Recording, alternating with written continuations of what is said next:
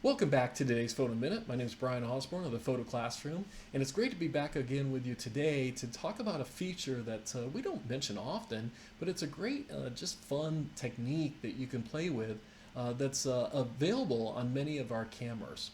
And this actually came up last night as I was photographing the supermoon. And I hope many of you were able to get a chance to get out and photograph the moon. We have provided some settings on our website for how to do that. And it's been a fun exercise for many of us to be working on.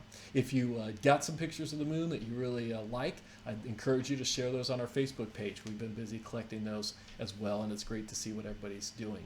Well, last night, based off a conversation that I had had with one of our instructors about this feature called multiple exposure mode, and based off the fact that I just wanted to do something a little bit different as I was waiting for the moon to shift throughout the frame, I decided to do multiple exposures of the moon as it shifted through the frame. And so I set up my camera. I'm going to show that to you in just a minute.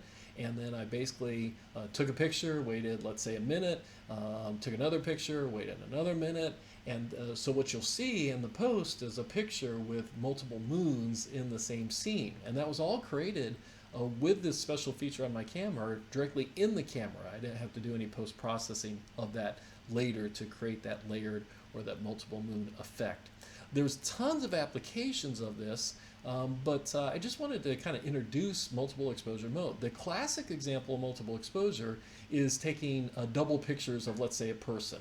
Now, I know 2 pictures of me is probably very scary, but here's what you would do. You put the camera on a tripod, you go to multiple exposure mode, you'd have the subject over here in one picture, you'd have the subject over here in another picture, and then the camera would actually get 2 of you.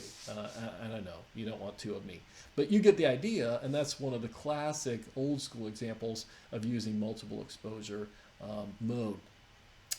But there's lots of options for this, and I want to show you how that's set up and what the parameters are under your camera. I have a Nikon D7200 with me today that I'm going to be using as a demo, but the settings are very similar if you have a Canon, etc. You'll just need to find where it is under the menu. So I'm going to go under the menu option. Let me pull this up on the screen for you to see. I'm going to go under menu. I'm going to go under the shooting menu, which is the camera symbol menu, and that's where this is usually found on most cameras.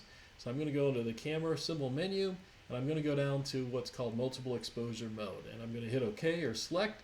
And the first thing I'm going to do is have the option to turn it on. So I'm going to scroll up here to the option to turn it on.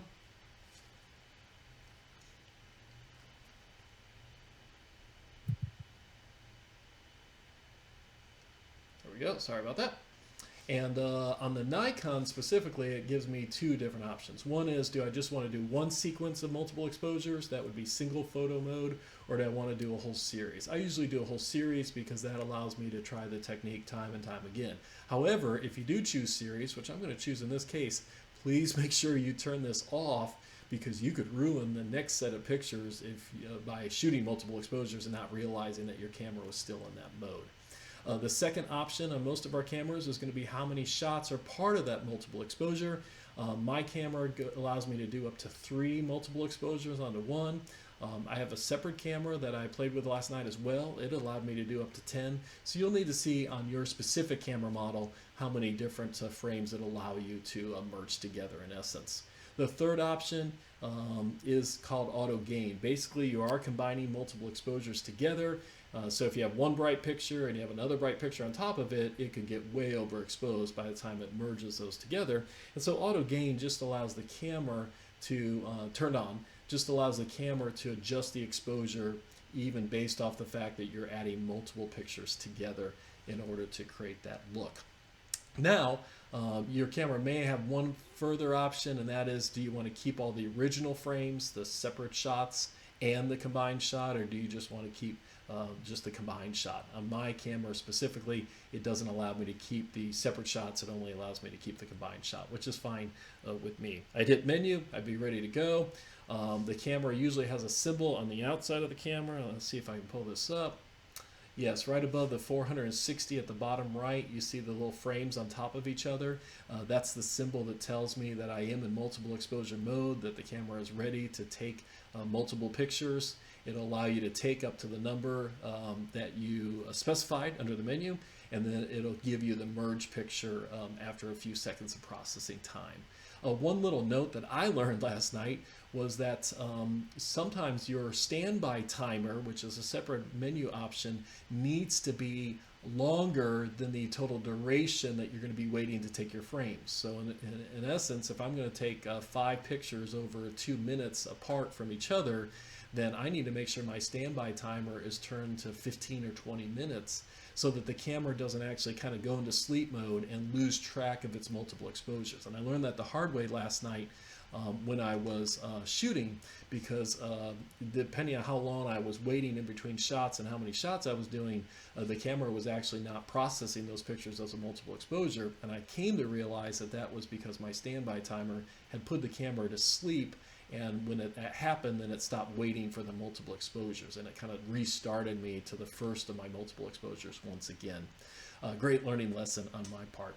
There are a ton of applications of this. There's a lot of options for how you can take multiple frames and allow the camera to overlay those and put those together. But I wanted to introduce this to you, and I'll show you a couple examples online with this post as well. But great option. If your camera has it, it just brings some neat creativity to what you and I can do with the features that are already built in on many of our cameras as well. I appreciate you joining us for today's Photo Minute. We'll be back tomorrow with our weekend edition, which is called Shoot and Share, and I'll have 2 challenges to get us out in the field and get us out shooting and sharing those pictures with each other as well on our website. But until then, go out, practice, have fun with photography. Thank you again for joining us. My name is Brian Osborne at today's Photo Minute.